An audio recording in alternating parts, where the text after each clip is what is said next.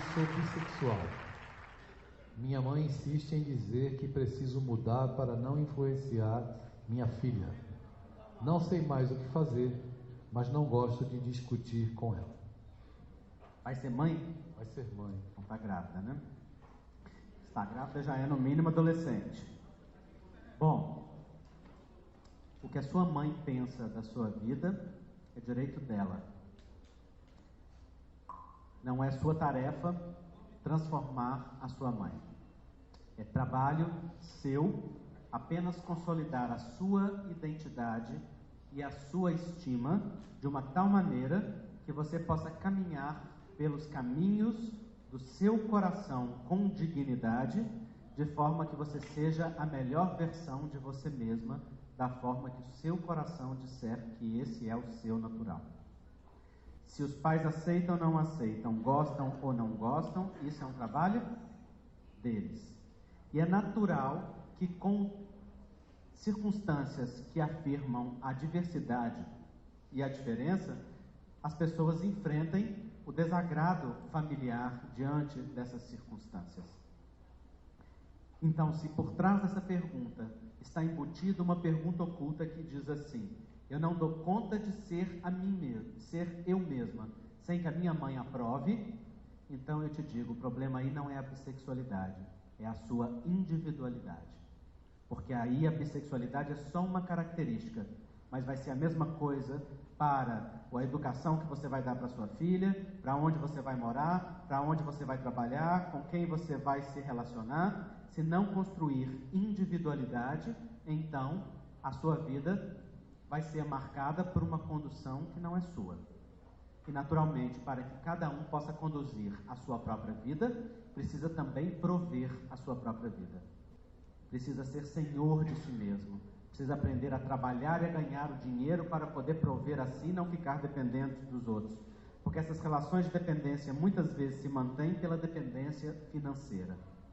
Então, se você teve uma relação sexual intencionalizada para a gestação, ou se isso aconteceu sem que fosse a sua vontade consciente, porque sempre que há possibilidade há vontade inconsciente, se isso aconteceu, então compete a você assumir a responsabilidade que te compete. E claro, toda gestação faz com que uma adolescente se converta numa adulta da noite para o dia, porque finaliza a fase da adolescência e faz com que inicie a fase da vida adulta através da responsabilidade. Então, te aconselho a trabalhar nesse sentido. Muito bem.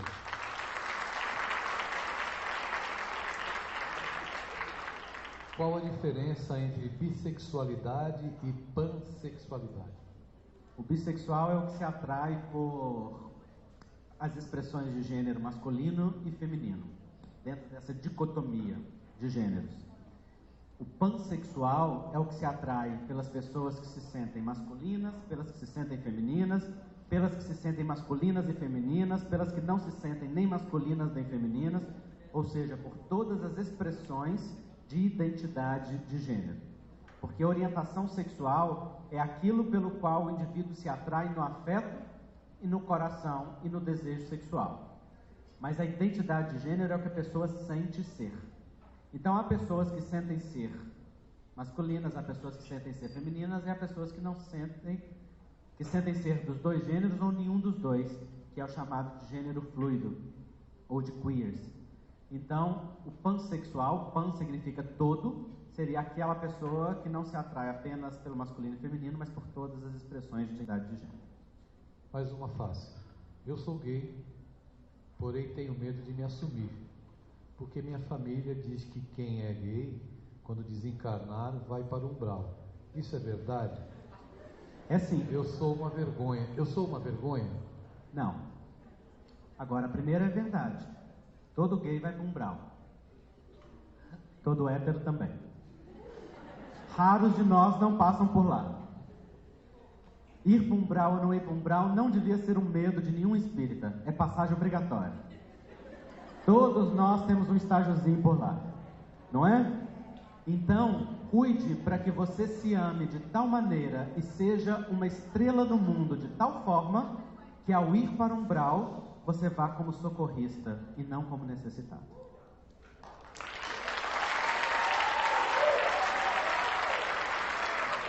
Agora, com relação a ser ou não uma vergonha, isso vai da crença e da interpretação que você dá ao fato de ser homossexual. Se você deixa que a homofobia internalizada comande o seu sentimento, ou seja, que as crenças negativas sobre a homossexualidade que você introjetou dentro de você digam que você é menos, que você é sujo, que você é indigno, que você é um espírito perturbado ou atrasado, então você se considerará uma vergonha. Mas se você se compenetra que você é uma pessoa digna, valorosa, respeitável, que você é um espírito imortal, que você está vivendo uma orientação sexual como aquela que é fruto da sua construção como espírito, da sua necessidade no presente de aprendizado, e como um campo sagrado de afirmar a sua dignidade enquanto ser humano no mundo, então você não será uma vergonha. Você será um filho de Deus vivenciando uma orientação sexual que é a sua, que seja homossexual, seja hétero, seja bissexual, qualquer que seja ela, será vivida com dignidade. Então, se você é uma vergonha ou não, isso é uma decisão sua, depende das suas crenças.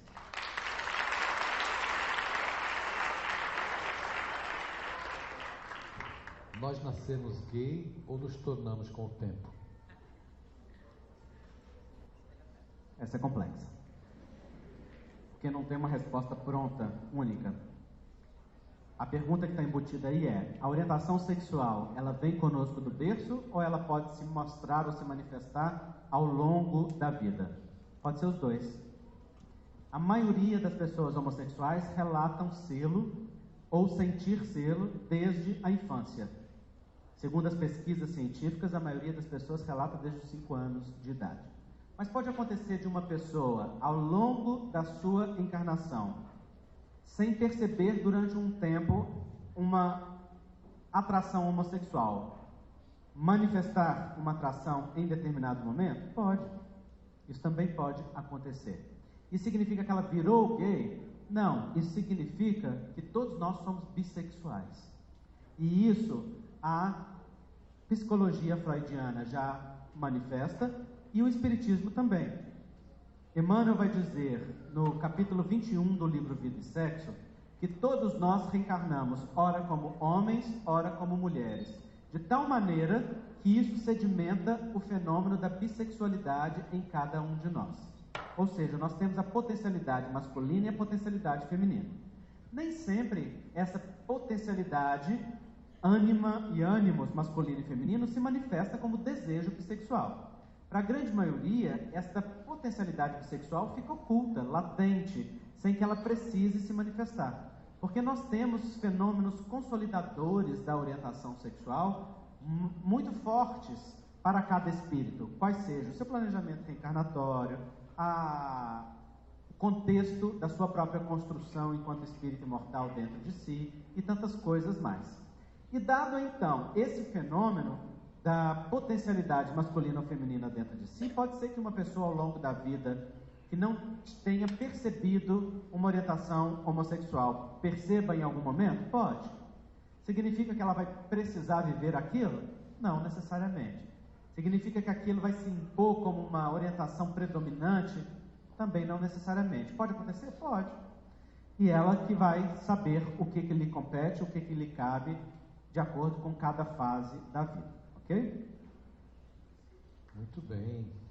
Qual é a melhor forma de remediar uma relação, abre aspas, perturbada, fecha aspas, com a minha mãe, levando em consideração que somos só nós duas, pois não tenho mais contato com meu pai desde os meus 4 anos. Beijos. Como remediar a relação com a mãe? É muito simples. E também muito desafiador. Muito simples porque a resposta é mudando a nós mesmos. Desistindo de mudar a mãe. A paz dentro de casa não vem quando a gente consegue obter os nossos objetivos. vem quando a gente passa a respeitar o outro como outro e passa a construir a vida que nós desejamos dentro de nós. Às vezes, por um tempo, nós vamos ter que aprender a silenciar e construir em silêncio o que se deseja. Às vezes, vamos ter que aprender a afirmar a individualidade sem que seja através do soco na cara, mas conquistando espaço afetivamente. Então eu te diria, se a relação com a mãe está conflituosa, olhe para você e pergunte o que você pode mudar ou fazer em você. Porque cada um só tem poder sobre si mesmo. Mas aí reside o segredo das relações. Quando a gente muda, muito frequentemente, muda também a relação. Porque muda o que passa a influenciar o outro. E naturalmente, o outro passa a ter também outras respostas ou outros movimentos em direção a nós. Então, desistir de mudar o outro e decidir mudar a nós mesmos é sempre algo muito bom. Andrei, a gente está chegando no final desse nosso momento. Aí eu vou te fazer uma pergunta e gostaria que você fizesse as suas considerações finais, né? E quem sabe falar também, usar da tua própria experiência para responder essa pergunta. Já que estamos falando de jovens espíritas, o que você tem a falar sobre mediunidade na juventude? Mediunidade na juventude. Então, como o Adeilson falou muito bem na palestra dele, médiuns todos nós o somos, porque o nosso pensamento é uma antena que capta ondas e emite ondas continuamente. Então nós estamos o tempo todo submetidos ao processo da recepção de influências tanto do pensamento quanto do sentimento de outros espíritos. Mas alguns de nós viemos com sensibilidades um pouco aumentadas em uma área específica, como uma oportunidade de trabalho interior. Porque a mediunidade, para a grande maioria das pessoas, é uma oportunidade de prova e não uma conquista evolutiva. Ou seja, é um instrumento, uma ferramenta que Deus dá para que a gente possa desenvolver alguma coisa. Ela, quando está um pouco mais sensível ou aumentada em uma sensibilidade qualquer, seja de ver os espíritos, ouvir os espíritos ou sentir a influência deles, naturalmente se manifesta desde a infância ou na juventude. E, com frequência, através de perturbações, porque as influências primeiras que são sentidas são daqueles espíritos que estão em sofrimento ou que têm ligações conosco de dor do passado, que querem intencionalmente ou não nos prejudicar, ou que têm ligações conosco que são ainda doentias. Então, na adolescência, esta sensibilidade pode aflorar, tanto para a percepção destas dores, quanto também com a sensibilidade mais aguçada para perceber os espíritos ou para senti-los. O que fazer diante disso? A regra é simples: estudo e trabalho no bem. Adolescência não é época de desenvolvimento mediúnico, é época de desenvolvimento pessoal. E quando o indivíduo se desenvolve como pessoa, também se educa a mediunidade. Então, comigo, quando a mediunidade aflorou mais intensamente, por volta dos 13, 14 anos, eu não percebi, porque ainda não tinha conhecimento espírita de que se tratava de mediunidade. Quando então, com 16, me tornei espírita, pouco tempo depois, a sensibilidade deu uma agudiçada muito grande. E naquela época eu lembro que eu comecei a escrever muito, como eu tenho a sensibilidade para a psicografia, então naquela época muitos textos foram escritos, muitas coisas, e eu lembro que aquilo me chamava a atenção e também me despertava o interesse de seguir por aquele caminho. E um dia, então, numa reunião, pouco tempo depois daquela sensibilidade ter aflorado, coisa de 2 ou 3 meses depois, um espírito virou e disse assim: meu filho, nós vamos sedar a tua mediunidade. Isso significa que nós vamos iniciar um tratamento espiritual, porque é hora de você se desenvolver como pessoa. E agora não é hora de você se dedicar ao trabalho mediúnico.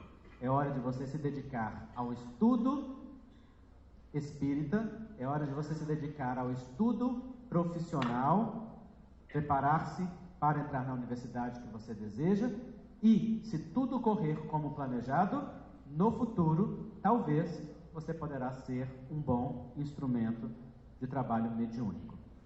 E então, naquele momento, os espíritos aconselharam que eu tomasse passe, que eu me envolvesse nas tarefas da casa, de tratamento espiritual e também de caridade, que tivesse a oportunidade de entrar mais fundo no estudo de Allan Kardec.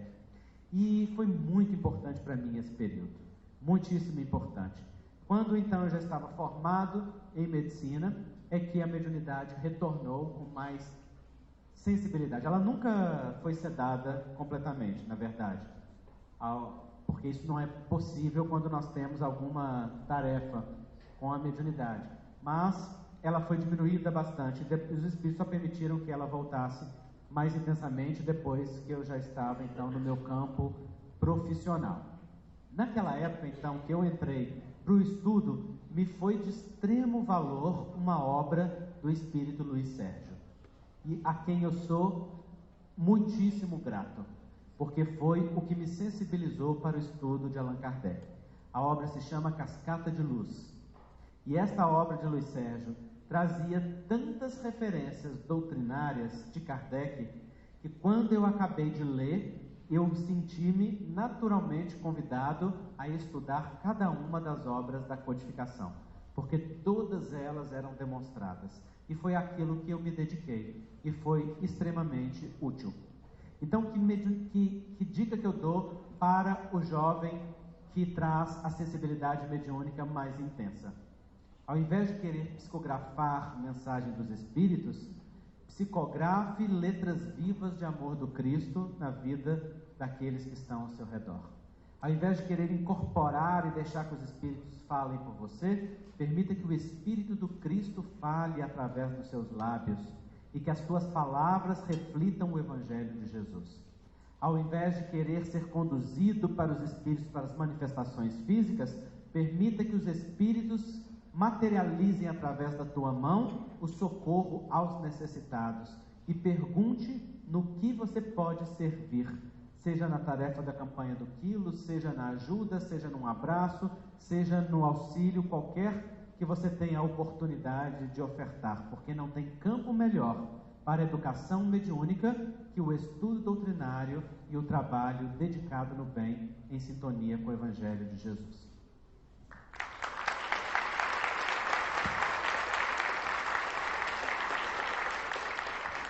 Bem, a gente vai estar encerrando esse momento, mas antes, como tem 2 minutos, eu vou cantar. Não, cantar não.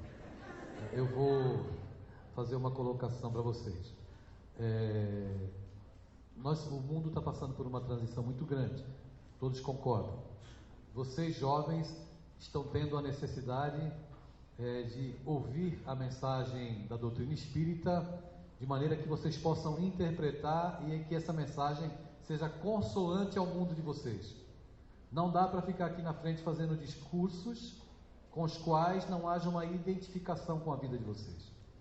Mas o trabalho hoje, ele é muito árduo, áspero, porque nós estamos entrando num novo momento em que alguns atavismos e alguns paradigmas praticados no meio espírita estão sendo quebrados e necessitam ser quebrados.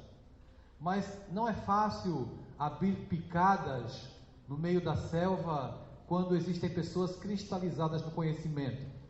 Então, um evento como esse aqui, Semestre Jovem, o evento que eu participei em Belo Horizonte recentemente sobre sexualidade, as casas que eu tenho ido, que nós temos ido falar sobre estas questões da sexualidade, são mensagens de socorro, de conforto para uma demanda e um anseio que o jovem tem e assuntos dos quais não se falava anteriormente. Então, a nossa gratidão à direção do Semestre, as nossas orações por pessoas como Andrei Moreira. Eu serei eternamente grato a Andrei Moreira, porque quando a minha filha trans nasceu, eu já havia sido preparado para aquele momento de parto emocional, lendo os livros que ele escrevia. Então nós vivemos um momento em que novos horizontes estão se descortinando.